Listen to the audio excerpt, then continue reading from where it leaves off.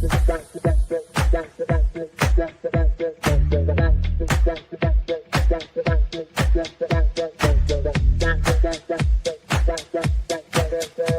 Connections Radio presents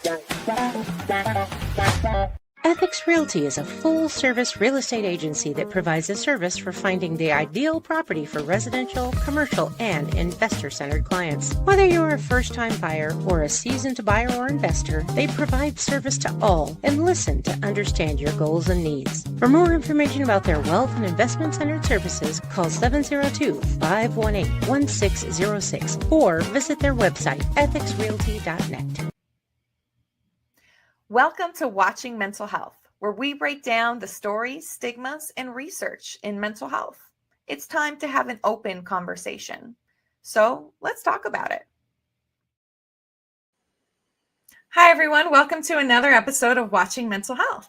And I am so excited because today I think we have a really interesting guest, somebody who is an expert in the field and who is going to come in and provide, I think, a really interesting perspective. And I want to tell you a little bit more about him before we bring it on. So Dr. Eugene Lipov is a leading expert in treating post-traumatic stress. And he's the pioneer of using Stellate Ganglion Block, SGB, to alleviate PTSD and PTSI symptoms. So we'll get a little bit more into that today. But he's been inspired by his own family struggles with trauma and has dedicated his career to restoring hope for those affected. Dr. Lipov has testified before the U.S. House Committee on Veterans Affairs, published extensively in leading medical journals, and has been featured in major outlets including the Wall Street Journal, USA Today, Fox, National News, and NBC. And today we're going to be talking trauma, and we're going to be breaking down PTSD, PTSI, why science matters when it comes to treating mental health and these symptoms, and really how advanced brain imaging proves that trauma is a biological injury. So I'm really excited to learn more about that. So with that, welcome to the show, Dr. Lipov. Thank you for having me on. Really appreciate it. Thank you so much. Yeah, no, I appreciate you being here. You're definitely an expert in the field, and you come, I think, with something that's interesting, you know, and a different approach to treating PTSD and trauma, which is an incredibly common, you know, kind of almost trendy thing that the world is experiencing right now in many ways. And so I think this is a really timely subject. But before we get into that, I always like to start off with asking my guests a little bit more about themselves. So tell me in your own words, you know, who you are and why, you know, why this field, why this matters to you so much. Fair enough. Well, I'm a medical doctor, so I'm an MD, and I finished medical school in '84. So my father was highly traumatized during World War II. He brought that trauma to our family, so he gave it PTSD to me. It's called secondary PTSD. He gave to my mother, who eventually took her life. So mental health is something that's a very personal condition, and I'm very interested in avoiding those kind of problems for other people, families, or individuals, or whatever. And the way I come at this is physiologic. So I'm not a psychiatrist. I don't want to be a psychiatrist. I don't write medications, psychiatric conditions. So I started as a surgical resident, then I switched to anesthesia after my mother's death. I became a pain physician, and I was doing normal pain stuff. So through an interesting set of circumstance, I was able to figure out that Stellate Ganglion Block, an injection in the neck, it's been around since 1925, works for PTSD. And that's where the interesting story for this podcast began. As you said, I testified in Congress. A lot of military people have followed my work. About 10,000 special forces guys have been treated, and women have been treated this procedure. Their lives have been transformed. The great thing about what we do is what I tell my patients is I come in, they go, you know, it's like, do you want me to tell you what kind of trauma I had? I don't care. Makes no difference. Sure. Just the mere fact telling about the trauma is traumatizing. It's unnecessary. It doesn't matter. The needle goes in the same spot. It doesn't matter what kind of trauma you had. I think that makes it very much better for a lot of patients. Also, the response time is very quick. A large number of patients will have a response within 10 minutes. So the Wow. compliance is much higher. Because if you think about conventional therapeutic, like medications, takes 6 weeks, if ever, to have an effect. And then psychotherapy, there's all types. And there's certain I really like, and a lot of them are traumatizing as well, reliving trauma. Again, exposure therapy is one of my favorite things to beat up on. So if you look at the therapeutic efficacy of current therapeutics or gold standard therapy, which is defined as pharmaceuticals plus psychiatric or psychological, in the VA, the efficacy of that is about 40%. Wow. That's low. Yeah. And a lot of it is due to lack of compliance. Yeah. And also you have to keep changing medications and all of that. You find So more. again, yeah. So that's why you alluded to the name change. We can talk about that. I'm trying to change the name PTSD to PTSI, post-traumatic stress injury, meaning trauma causes real biological changes. Like, for example, I was at a major fundraiser for military, and people are still talking about PTSD as an invisible wound or PTS. The problem with that approach, it's not invisible. It's invisible if you have the wrong scanner. If you have the advanced scanners like fMR, functional MRI, MEG scanner, PET scanner, you can actually see amygdala overactivation. And you can actually, when the patient gets better, you can see deactivation of amygdala. Wow. So the point is you can actually see the effects of it, no different than broken leg. So I'm a clinical guy, so I look at everything physiologically. So that's kind of my thing. I love that you take that approach, that clinical kind of physiological approach. I think that it's a little bit different from what, is happening right now, really kind of trending in our treatment of mental health conditions. But, frankly, more and more people are struggling, right? There's more and more people who are experiencing suicidal thoughts, who are experiencing trauma and struggling to get through that. Anxiety and depression and all of these various, conditions. And it seems like really no one's getting better. So this is a different, approach, but in some ways it's not new, because you said that this, that SGB has been around for decades, since the 20s, I think is what you said. It's been 100 years. In fact, I'm writing a textbook, medical textbook for doctors like me. And it's called Stellate Ganglion Block, A Century of Progress. Right. Wow. So it's going to have a lot of specific things. But Stellate Ganglion Block has been, the first time it was used for psychiatric condition was 1947 in the Cleveland Clinic for depression. But it was lost. People forgot about it. Yeah, I was going to ask. Textbook. So it's not just PTSD or PTSI. It's not just trauma. It's many different conditions. So that's really interesting. So let me tell you some of the conditions that has been described as effective. Stellate has been effective for. Okay. PTSD, near and dear to my heart. Anxiety, depression. There was a paper out of Canada of schizophrenic. His voices went away after Stellate. Wow. So I'll tell you the one we just described, which is kind of interesting to me, at least. So this woman went through a lot. She's had a lot of childhood abuse, and she had all type of issues. So she had 3 diagnoses: PTSD, psychosis, multiple personality disorder. She had 13 personalities. The dominant one was, she called it the monster because she was so nasty. So she had 3 stellate ganglions in 3 years. No psychotic breakdowns in 3 years. She went from 13 to 3 personalities, and now the new personality is very pleasant and polite, and her PTSD got better. That weird? That is so interesting. I mean, that's cool, and it feels like the rates are much better than what we're experiencing, on the other side with medication treatment and therapy and things like that. Yeah.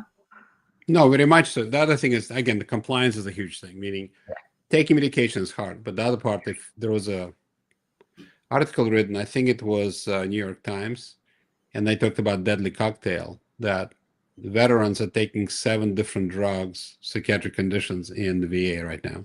Wow. You take one drug to do this, another one gives sedation, another one this. Mhm. Atypical antipsychotic is one of the commonly used drugs, and those cause heart attacks and increase suicide rates. So those are dangerous drugs. Yeah, yeah, absolutely. So let's talk about that a little bit more on veterans and just step back into PTSD and PTSI. So what exactly is PTSI?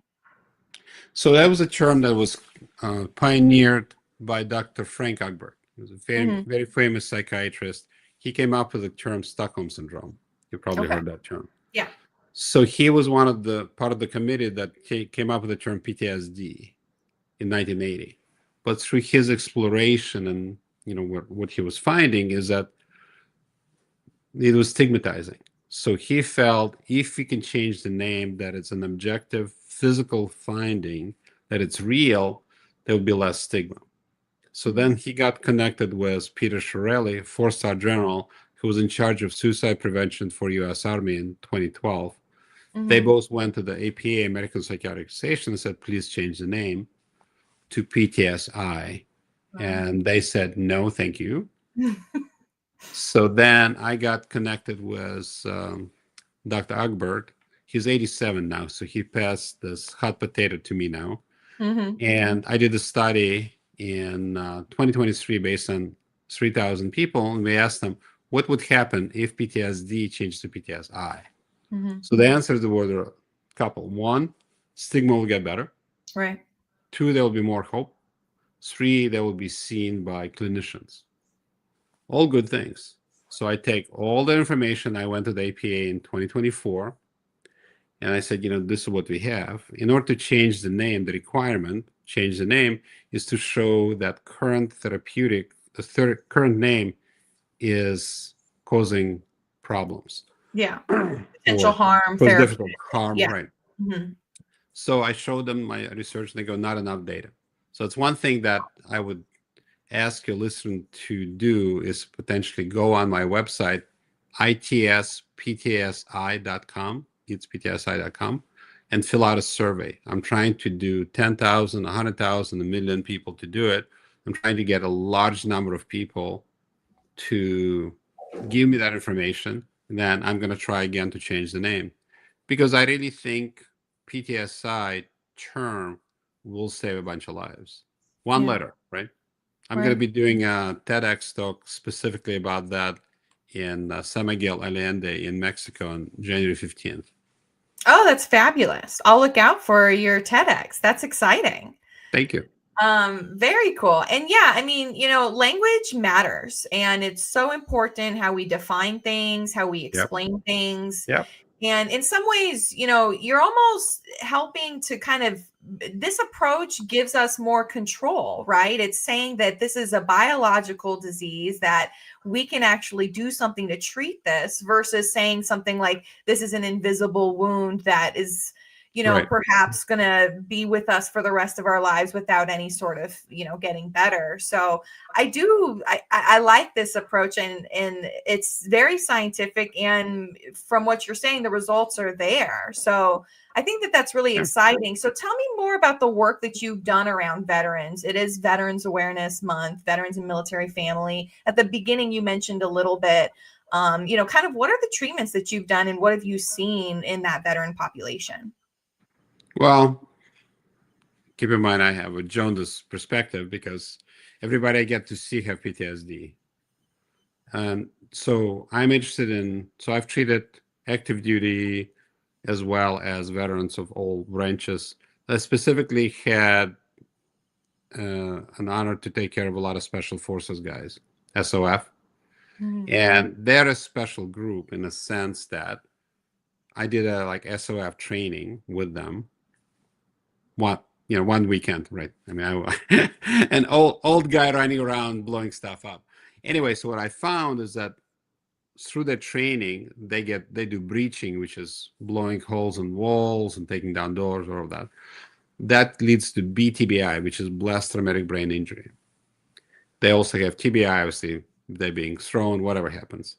So what we were able to successfully treat PTSD symptoms in them and their spouses, because I believe, I mean, it's been demonstrated, that people can get secondary PTSD. So the guys go to war, they come back, they give it to the wives, Right. typically, Right. and children. So we've treated that. Mm-hmm. So what it has, the main, I think you're asking what kind of symptoms have you helped? I think let's start with that. Yeah. It seems to work very well on nightmares, impulsivity. Somebody touched you in the shoulder, you don't want to whack inside the head, right? Right. Feeling of doom.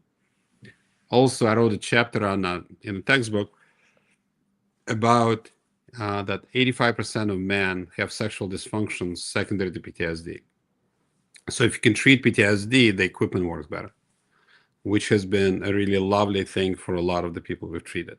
Sure. Not just the men, but the whole family structure. Right. So those are the kind of results we've seen. As far as people who had BTBI, blast traumatic injury, and PTSD, so I came up with something called SOF method, Special Operative Force method. Adds ketamine and stellate together. There's a synergy between the two of them, and we've used it successfully. It's actually being studied now in Northwestern and Fort Bragg. Wow. So they followed some of the research I came up with, which is, it's really great to see because it really helps people a lot. Yeah, and our veteran population really, really needs it. Suicide numbers are much higher, and you know, at the top of the show, you mentioned your own personal experience around, being a family member. So it's something that we really need, and it's so interesting because it's been around for 100 years. The results seem to be good. There's research to back it up. So why do you think that it's not as mainstream? Why are people still kind of fighting this? Or it's still a novel concept to say that, PTSD is a biological disease versus a mental health condition. Well, if you think about the Planck was a great physicist. I'm going to give you an answer. And he got Nobel Prize in physics for Planck's constant, I think 1922, something like that. Yeah. He said, science moves ahead at funerals. The current people who are in charge have a particular thing they're interested in, and you need new blood in there.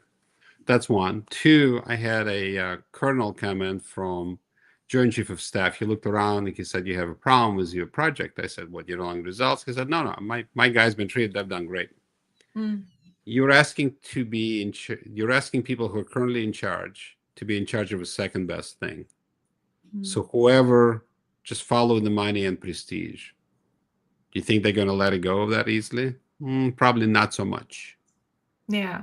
So that's tough. It's an uphill battle. But that leads to my next question, which is, what's the future? Is this where your book comes into play? Is it about teaching that next generation? Is it about educating the community? What are the next steps? Yeah. Well, there are a number of steps.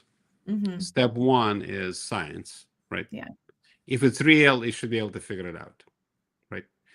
But the right scientific thing that should have been done a long time ago was FMR, functional MRI test, before and after stellate.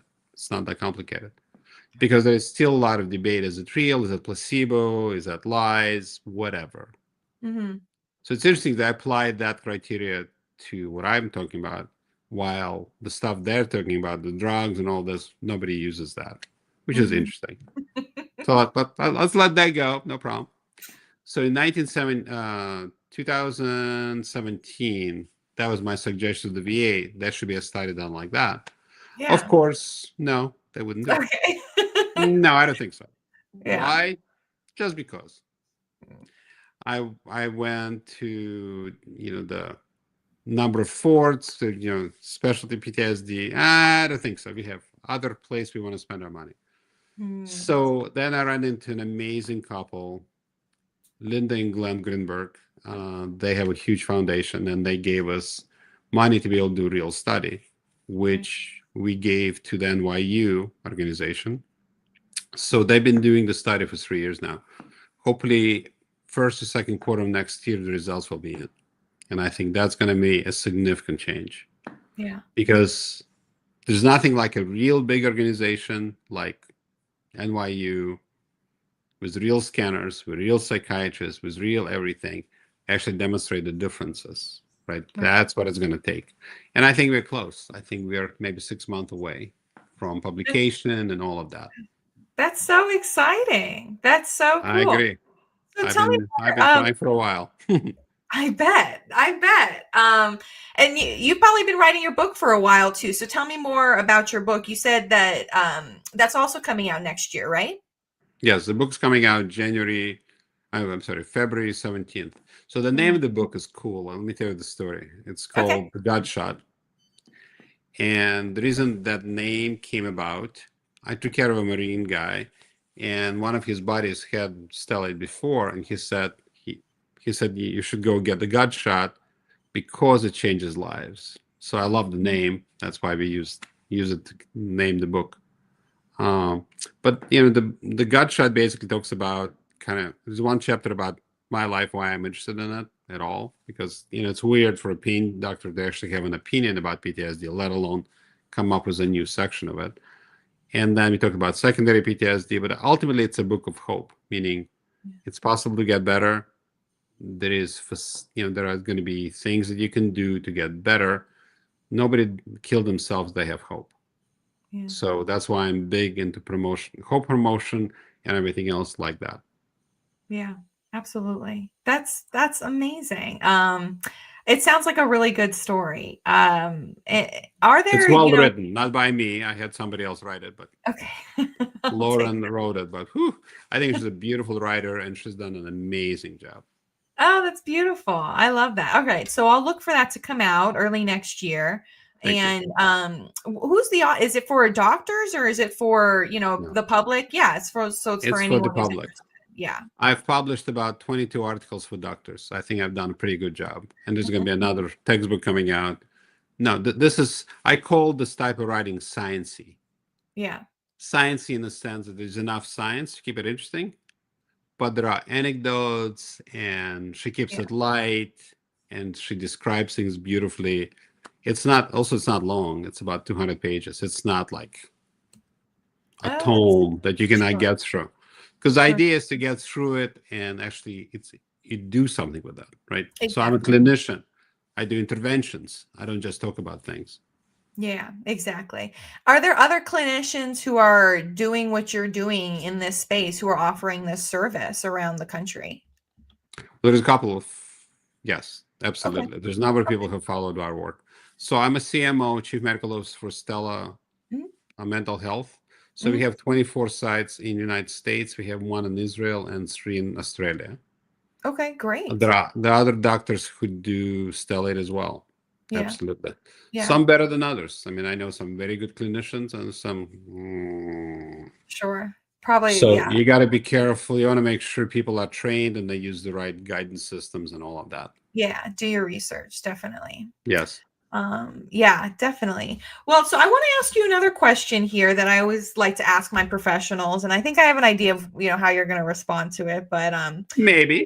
But we'll see. Yeah. So, and the question is, do you think that a mental health challenge or a diagnosis is something that, somebody can overcome, or is it something that, really needs that they have to deal with for the rest of their life? And it can be trauma, but it can also be maybe something, like having psychosis or dealing with depression. But I kind of think I know where you're going with it, but I want to get your answer. Well, I'll give you 3 answers to that. How's that? Okay. Yeah. So PTSD and mental disorder is not a lifestyle, number 1. Don't give up. Keep fighting until you win.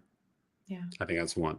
2, when I've done pain for years, and I always told people, think of your brain as a car. If you close your eyes, you're not going to stay in the road. If you keep your eyes open, you're more likely to get where you want to go. Point is, if you want to get out, keep looking, try to figure it out. So I personally had suicidal thoughts when I was 6. I don't have any of that now. I have normal mild stress, but I don't have extreme stress, depression, all that. All got treated and all went away. Sure. So treated with stellate. Stellate helped. My Dick Schwartz and his organization has done a beautiful job helping me. So all of that meditation, losing weight, all of that helped me a lot. Okay. Being married to an amazing woman, all of that stabilizes people. Yeah. Right. All of that. So the point, and then the other part is I'm looking at some new ways of diagnosing PTSD and psychosis using autoimmune assays. And maybe there is a way to do immune modulation to take away mental conditions. So the point is that it's getting more biologic by the moment. So the answer, absolutely, it's not a lifestyle. There's all type of things that can be done. It should be done to get better. That is so interesting, that you're saying it's getting more biological, and we're taking more of that scientific approach by the moment, because I think in some ways in the last 20 years, it almost feels like we stalled out on SSRIs, and really just that's our only approach is, talk therapy and antipsychotics and antidepressants. And it's just, there's got to be something better, and there's got to be a different, something out there. So I like, that there is. It seems like there's more. I think you're right as far as Mhm. stalling out, but I Yeah. think I don't think people are tolerating that anymore. That I mean that think they are. all of this thing of okay, fine, I'm going to be sick the rest of my life. People are getting tired of it, Right. and that's true across the board. It's not just psychiatric conditions. Regular medicine.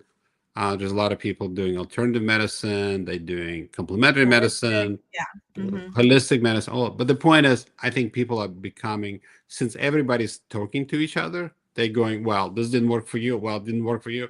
A million people telling it. It's like, it's not going to work. I mean, maybe it's time to switch something. Let's do something different. Let's get rid of all the pills.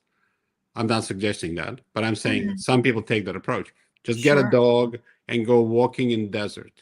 And that could work for this sector population. Let's Sure. do stellate. Let's do TMS. Let's do immune infusions. And people are like, oh my God, this worked for you? Oh, wow. Psilocybin is becoming a big deal, right? Yeah.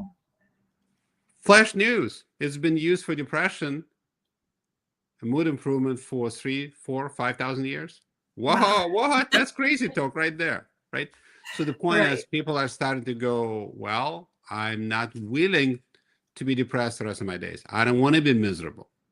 Yeah. Unfortunately, on top of everything else, we have social media that scared the hell out of people. That's a Mhm. problem. Mhm. Also, there's a lot of people who are addicted to various Mhm. things, and that's a problem. And addiction is being looked at. We can talk about addiction forever. But the point is, I think people are getting to the point that they're looking for something that actually works. It's not all sales job. There's real biological things which are coming online, and there's going to be new sensors and all of that. Yeah. Because right now, psychiatric assessments like, I think you got PTSD, have a feature of anxiety, Sure. depression, blah, blah, blah, blah, blah. Sure. Oh, what do you do with all the information? Okay, And it so depends on the professional you're in front of too. Like one day right. you have this, the next day you have that. Like Right. Right. But also the therapeutics are also not specific. Yeah. Like, Yeah. lithium is used for bipolar disorder, for example. Mhm. Because lithium is a great drug, but it has a lot of downsides. Mhm. But my point is, most other things, depression, anxiety, the same drugs are being used. And some of them, like benzodiazepines, are addictive. Yeah. I'm not a psychiatrist. So as I said, I don't write those kind of medications. Certain times you can use medication. Certain times people do well. That's Yeah. marvelous. But people who don't, try something different. Ketamine infusion has been shown very well by Dr. Crystal from Yale that it works well for depression. Mhm. Okay, stellate, I think it works well. TMS takes a while, but it seems to work well. Psilocybin, not legal in this country.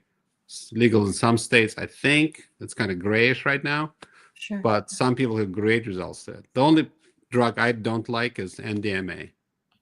Okay. I'm opposed to that drug. The rest of them, they certainly have a place. Okay, that's so interesting. I really like that. Again, that approach where it's like let's stop taking things off the table. Let's look at what's been on the table for thousands of years and Yeah. apply some research to that Yeah. and really see what works. Yeah, exactly. For example, Ibogaine. Amazing drug for addiction. Amazing. Stanford studying it right now for TBI and other things. However, if you're going to do it, don't do it in a cave because it can stop your heart and give you arrhythmia. So it needs to be done by people who know what they're doing. They're going to give you magnesium to stabilize your heart. They're going to monitor you, and it should be safe. The point is, you need to know, and that's what the stuff is in the book.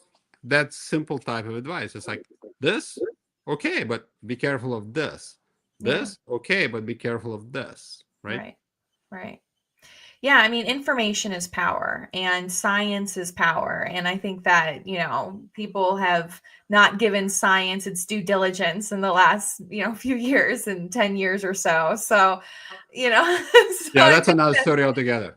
That is totally different. Everybody's an expert, right? Everybody's an expert at everything. Right. Which again goes back to social media. It can be harmful on an information perspective, but then also, just on a mental health perspective. So there's pros and cons to the world that we live in. I'll give you my suggestion. Yeah. This is why during COVID, a lot of people asked me for advice. Yeah. So here's my advice. It's really simple. Exercise. Expose yourself to nature. Turn off all the ding-a-ling-a-ding, all those things. Don't get continuous alerts. Do social media 1 hour per day only. Do it in the morning. Don't do it at night. Okay. Don't be exposed to screen time at night. If you don't sleep, mental health will deteriorate. Yeah. And don't drink a lot of energy drinks and things like that. That's a problem. It can cause its own type of anxiety, the problem. And then people go up, oh, I can't sleep. I have to take a downer, up, down, up, down. Right. It's all bad for the brain. Right. Really simple advice. People know to do it, but they're like so cautious, like, oh my God, I missed this update. Oh. Unless if you're running the army and you need to be informed, that's a different story. If you're somewhere and you don't have responsibility of that level, 1 hour a day is plenty to find out all the bad news. It's not going to change. If you know moment by moment, ain't changing nothing. It's going to change nothing. Supreme Court decision will change nothing in your life. It's just not going to happen that quickly. You can find out tomorrow and be disgusted or be happy tomorrow. But you don't have to be paying attention by the ding-a-ling-a-ming-a-ting-a-ding, all that. Nuh-uh. And the thing that's really cool about, like, at least iPhone can do this. I have 5 numbers that if I put it to private time, people can get to me. Short of that, no. This is my private time. I'm going to meditate. I'm going to take care of me, right? Got to take care of you. Right. That's the best advice. I love that. I fully agree. I think that we don't need to be digesting news 23 hours a day. No. It's not healthy for our mental health, right? So it's important, when you're struggling to have these other solutions, but it's also important, like you're saying, to apply these good life techniques to get enough sleep, to go into nature, to put yourself first in many ways. And we're constantly putting the world, I think, on a pedestal versus ourselves. Well, the other thing, if I may, PTSD increased the rate of heart attacks by a factor of 2. Wow. It causes sexual dysfunction in men in up to 85% of the time, right? Wow. So just PTSD, I'm not talking about other issues. The point is, mental health, there is a price. People age faster who have mental health dysfunction. It has a price. So the point is, it's possible to do, and it's well worth it. Also, do monitoring. Like, this is Oura Ring. Monitor your sleep, monitor your heart rate, monitor your HRV, know where you're at. All of that is not that difficult to do. Yeah, absolutely. Yeah, we have those technologies at our fingertips, and literally, literally, exactly. Well, thank you so much for your time. This was such a great, informative episode. You mentioned a website earlier, but I want to, ask you, how can people get a hold of you? I believe it's ptsi.com. What would you like people to do there? And if people want to reach out and learn more about, what you're doing in your services, or maybe have you come out and speak and teach, how can they get a hold of you? Perfect. So I'll give you a few websites if that's okay. Well, the first thing is I think the name needs to be changed to PTSI. If people can go to itsptsi.com, there's a survey. It's an IRB approved survey.